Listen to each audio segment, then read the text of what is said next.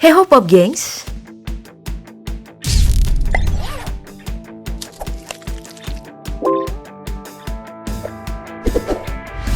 Pada akhir tahun kemarin, masyarakat Indonesia dibuat heboh dengan berita kalau BBM Premium dan juga Pertalite akan dihapuskan. Alasan pemerintah karena nggak ramah lingkungan dan juga untuk mengurangi beban subsidi negara atas penyediaan BBM. Makanya nih, karena isu ini, santer dibicarakan, keberadaan kendaraan listrik mulai diperhitungkan. Bahkan bukan cuma masyarakat, namun pemerintah Indonesia juga punya proyek besar dalam bidang tersebut dengan nilai proyek ratusan triliun rupiah. Nah, karena kedua isu BBM dan juga listrik ini, bagaimana kalau hari ini kita membahas dan membandingkan keduanya di DP Versus kendaraan listrik versus kendaraan BBM.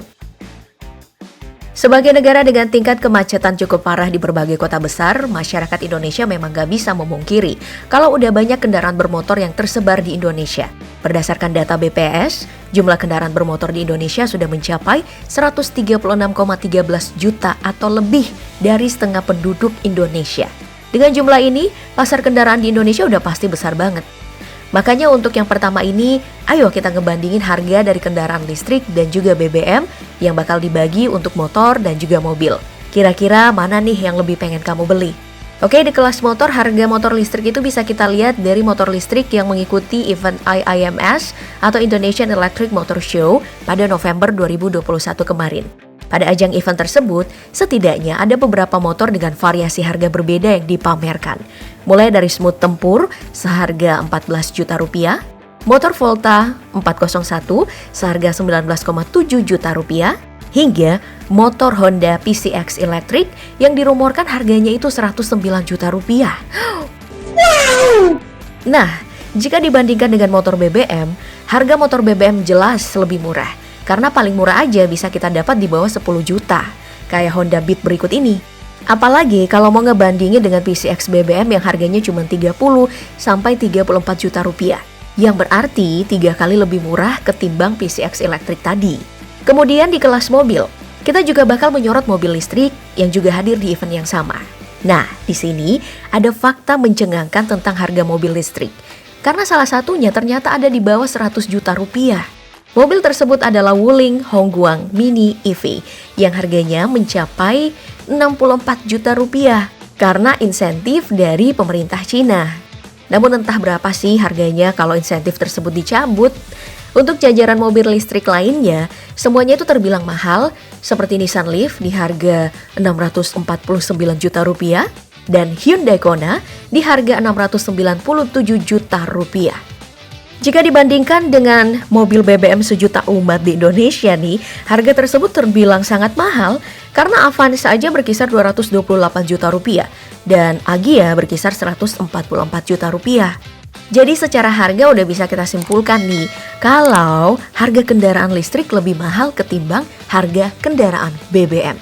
Kalau harga kendaraan listrik emang lebih mahal ketimbang kendaraan BBM, namun gimana dengan penggunaan bahan bakar keduanya? Siapakah yang lebih murah dan lebih irit? Di zaman sekarang tentu dong banyak orang yang memimpikan punya kendaraan yang gak robek dompet, gak sampai bocor. Nah, untuk menjawab hal tersebut kita bisa pilih nih, mengutip perkataan Direktur Utama PLN Darmawan Prasoyo tentang perbandingan penggunaan BBM dan juga listrik pada kendaraan sehari-hari. Dalam pemaparannya, 1 liter BBM bisa menempuh jarak yang sama dengan 1,3 kWh listrik pada kendaraan listrik, yaitu 10 sampai 12 km. Jika menyinggung tentang harganya, fakta mencengangkan bisa kita ketahui karena sangat jauh berbeda. 1 liter BBM seharga Rp8.000, sedangkan 1,3 kWh hanya seharga Rp1.400. Perbandingan harga ini bisa kita simpulkan kalau penggunaan kendaraan listrik akan jauh lebih hemat dari segi bahan bakar ketimbang kendaraan yang menggunakan BBM. Oh iya, dari testimoni influencer dan vlogger otomotif seperti Om Fitra Eri, penggunaan kendaraan listrik emang praktis karena tidak usah ngantri di pom bensin dan juga bisa lebih hemat. However, kepraktisan ini harus dibayar mahal. Karena untuk lebih efisien, mereka yang punya mobil listrik harus memasang meteran baru untuk chargeran mobil listrik. Selain alasan lebih praktis, pemasangan tadi juga bisa mempermudah pengisian mobil listrik karena punya fasilitas pengisian pribadi. Karena untuk fasilitas pengisian umum, Indonesia nih ya baru memiliki 112 stasiun di seluruh Indonesia. yang jumlahnya tentu lebih kecil ketimbang SPBU yang tersebar lebih dari 7.000 titik di seluruh Indonesia. Setelah mengetahui dari segi harga dan juga efisiensi bahan bakar, sekarang mari kita membahas ongkos perawatannya. Tentu dong, hal ini juga menjadi perhatian bagi mereka yang lagi bimbang mau milih mobil listrik atau mobil BBM. Nah, untuk mengetahui hal ini, ternyata lembaga survei independen yaitu WePredict sudah memiliki data hasil survei tentang perbandingan ongkos perawatan mobil listrik dan juga mobil BBM. Dalam survei tersebut ditemukan kalau biaya survei mobil listrik ternyata lebih mahal pada 3 bulan pertama ketimbang mobil BBM.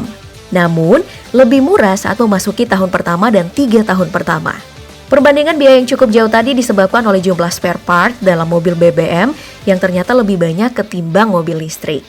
Nah, hasil survei dari WePredict tadi sebenarnya masih menjadi perdebatan nih di kalangan pecinta mobil.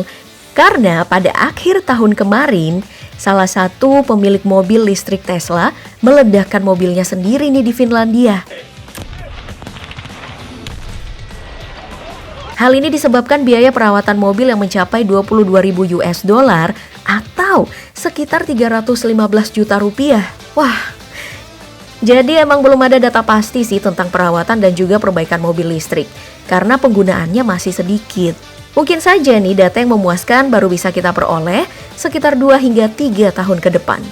Oke, itu tadi video perbandingan kendaraan listrik dan juga kendaraan BBM kali ini. Nah, setelah melihat ulasan tadi, kamu lebih pilih mana nih? Kendaraan listrik kah atau BBM? Kalau Mbak Popi sih masih milih kendaraan listrik karena nggak ribet ya. Ya, tergantung pilihan masing-masing. Pokoknya kamu tinggal sebutin jawaban kamu di kolom komentar biar ramai dan sampai jumpa di video berikutnya. Bye!